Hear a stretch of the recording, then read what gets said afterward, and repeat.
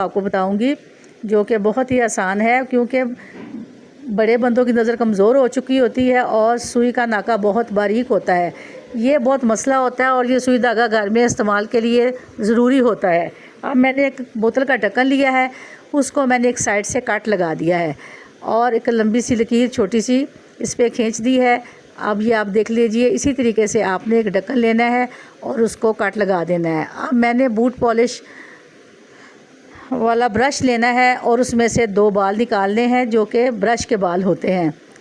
उन बालों को आपने ले के हाथ से अच्छे से मरोड़ लेना है और उनको मरोड़ने के बाद आपने इसको धागे के साथ इस्तेमाल करना है। ये देखें, ये सुई है, उसके नाके में मैं ये डाल के देख रही हूँ कि कितनी आसानी से ये ब्रश का बाल जो है इस नाके में आसानी से जा रहा है।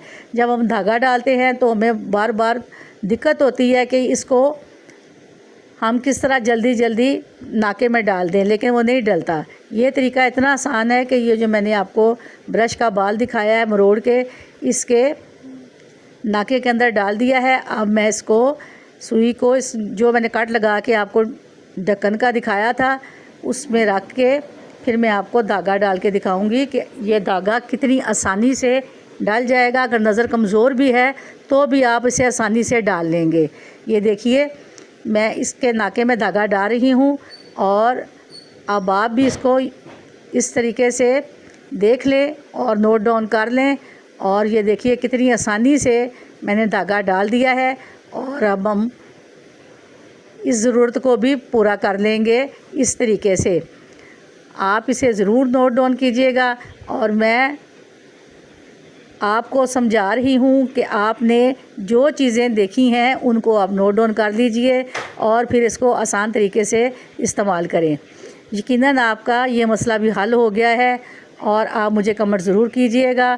और मैं आपको अगली टिप बताऊंगी सिंक को खोलने की, जो कि ड्रेन हो जाता है। और इसकी ड्रेन खोलने के लिए आपको एक तरीका बताऊंगी जो कि बहुत ही ज़रूरी है, क्योंकि हम चिकनाई वाले बर्तन धोते हैं और उसकी चिकनाई और जो इसमें खुराक होती है वो सारी इसमें बंद हो जाती है और ये रुक रुक के पानी निकलता है इसका, जो बहुत तकलीफ़ दे मंज़र होता है जनाब। वो क्योंकि हम जब बर्तन धो रहे हो तो पानी रुक जाए तो बहुत तकलीफ़ होती है। पानी का जो सुराख है, ड्रेन जो है, वो बहुत ज़्यादा अच्छे तरीके से खुली होनी चाहिए ताकि हम जैसे जैसे पानी खोलें बर्तन भी जल्दी जल्दी से साफ़ होते जाएं और पानी भी तेज़ी से निकलता जाए। और इसका एक तरीका है जो कि बहुत ही आसान है, वो मैं आपको बता रही हूँ कि आपने सोडा लेना है और उसमें आपने 1 टेबलस्पून नमक भी शामिल कर लेनी है। इसको आप ड्रेन के इर्द गिर्द जिसमें जगह सुराख है जहाँ से पानी गुज़रता है वहाँ इसको फैला के डाल दीजिए और आप इसको थोड़ी देर के बाद इसको आप अच्छे से साफ़ कर लीजिए। और सफ़ेद विनेगर अगर आपके पास है, सिरका, तो वो भी इसमें आप यूज़ कर लीजिए। इससे भी ड्रेन बहुत अच्छे से खुलती है और जो चिकनाई होती है उसको ये खींच के निकाल देता है। और अब आप इसको सिरके को भी शामिल कर लीजिए। इसी तरह हमारे बाथरूम की और दूसरी नालियाँ बंद हो चुकी होती हैं, उसको भी आप यही तरीका लें। और अगर आप कास्टिक सोडा इस्तेमाल करें तो वो बेशक आप उसमें कोई और चीज़ शामिल मत करें, उसको छिड़क दें और फिर बाद में उसको गर्म पानी उबलता हुआ डाल दीजिए, तो फिर ये बहुत ही साफ़ नालियाँ हो जाएंगी आपकी। और अब आप इसको, जो मैंने अभी आपको तरीका बताया है, और थोड़ा सा आप इसमें सर्फ डाल लीजिए या डिटर्जेंट, कोई भी चीज़ है, बर्तन धोने वाला साबन है, उसको फोम के साथ लगा के अच्छे से इसको सिंक को साफ़ कीजिए। और थोड़ी देर बाद देखिएगा कि ये माशाल्लाह से कितना ज़बरदस्त पानी इसमें से निकल जाएगा और ये हमारा सिंक भी बहुत साफ़ सुथरा हो जाएगा। रात के वक्त अगर आप ये सफाई करके सोएं तो सुबह सिंक में से आपको कोई बदबू नहीं आएगी, नाली की कोई किसी किस्म की उमक नहीं आएगी और आपका दिल खुश हो जाएगा कि आपका सिंक कितना साफ़ सुथरा है। ये इसका ख़ास तरीका है कि रात को आप इसको अच्छे से धो के सो जाएं ताकि पूरी रात ये आपको सफाई मिले। और ये देखें कितनी माशाल्लाह से झाग बन गई है और इस झाग से अभी आप देखिएगा कि झाग बनने के बाद पानी कितनी स्पीड से जा रहा है। और आप बर्तन जितने मर्ज़ी धोएं, जितने मर्ज़ी बर्तन आप धोएं, आपके लिए आसानी हो जाएगी और पानी इसमें से निकलता जाएगा। और ये झाग भी आप देख रही हैं कितनी प्यारी बन चुकी है और ये ड्रेन भी खुल जाता है। जो हम खुराक खाते हैं उसकी कुछ चीज़ें इसमें फंस जाती हैं और ज़्यादातर इसमें ऑयल और घी फंसता है, जिस वजह से ये ड्रेन बहुत ही तकलीफ़देह हो जाता है और बर्तन जो है फंस जाते हैं। इसलिए हम चाहते हैं कि ऐसी चीज़ आपको बताएं जिससे आप जैसे जैसे बर्तन धोते हैं। अगली टिप मैं आपको मटर छीलने की सिखाऊंगी। वो बहुत ही आसान है और जब हम मटर लेके आते हैं तो हमें बहुत महसूस होता है कि ये कुछ मटर सख्त होते हैं, उसमें टाइम बहुत ज़्यादा लग जाता है। और इसकी आसानी के लिए मैं आपको ये एक तरीका बताती हूँ कि आपने ये मटर जो हैं प्रेशर कुकर में डाल देने हैं छिलके समेत, और इसमें एक गिलास पानी डाल दीजिए और आपने कुकर को बंद कर देना है। जब इसको अच्छे से स्टीम मिल जाए तो आपने ये सीटी को नहीं चलने देना, सिर्फ आपने इसकी स्टीम देनी है ताकि ये मटरों के छिलके नरम हो जाएं। और थोड़ी देर के लिए इसको हम गर्म करके उतार लेंगे, ये जिस तरह के मैं आपको दिखा रही हूँ। अभी मैंने इसको स्टीम देने के लिए 1-2 मिनट के लिए इसको मैं चूल्हे पर रख दिया है और इसके नीचे आग लगा दी है। अब देखिएगा कि 2 मिनट में या 1.5 मिनट में ये इसको स्टीम मिल जाएगी, तो फिर हम इसको आसानी से छील लेंगे और इसके दाने इसी तरह फ्रेश होंगे और इन दानों को हम फ्रीज़ भी करेंगे। अब ये देखें, मैंने थोड़ी देर के लिए इसको स्टीम दी थी।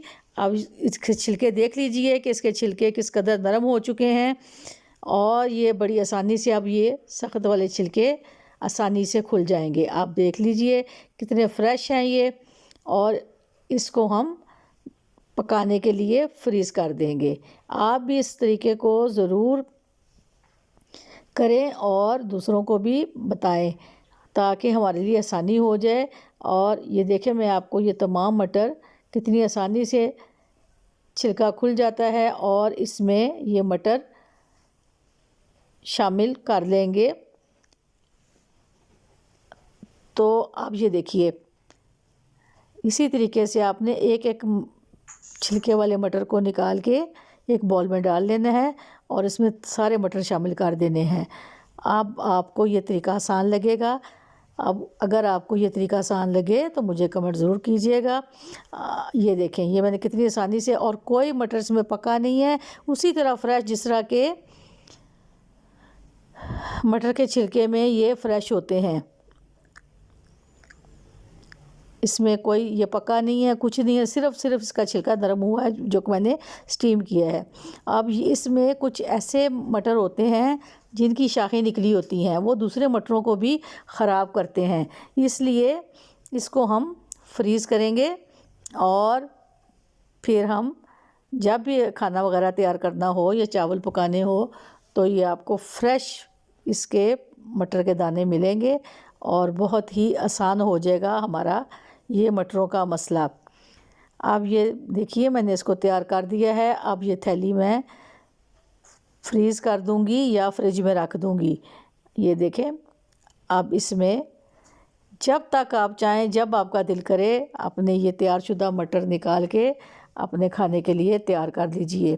अब इसका दूसरा भी तरीका एक है, वो भी आप कर सकती हैं। अगर आपने प्रेशर कुकर में इसको नहीं स्टीम देनी तो इसका एक और भी हल है, क्योंकि बाज़ औक़ात हमारे घरों में गैस भी नहीं होती, तो उसका फिर नेमल बदल यही है कि हम एक कपड़ा लेंगे, कपड़े पे अपने तमाम मटर डाल देंगे जो कि हमें फ़ौरी दरकार हैं और उनको छीलना है।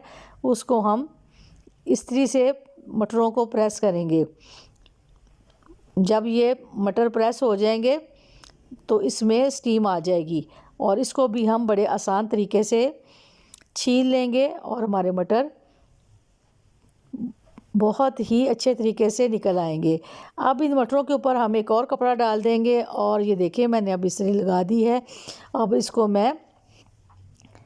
इसको इस्त्री से प्रेस करूँगी ताकि इसकी हीट जो है वो इनके छिलकों में आ जाए और छिलके नरम हो जाएं और हम आसानी से, एक तरीका मैंने आपको प्रेशर कुकर वाला बताया है और दूसरा मैं आपको इस्त्री वाला बता रही हूँ। ये देखें, अब तमाम मटर स्टीम हो चुके हैं और इसके जो छिलके हैं वो कितने नरम हो गए हैं, और इसको भी हमने निकाल के एक बॉल में रख लेना है और इसको भी हम स्टीम कर लेंगे।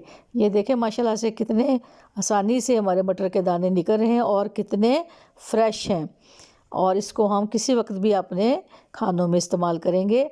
अब ये मैं आपको दिखा रही हूँ। वीडियो अगर अच्छी लगे तो लाइक, शेयर और सब्सक्राइब करना।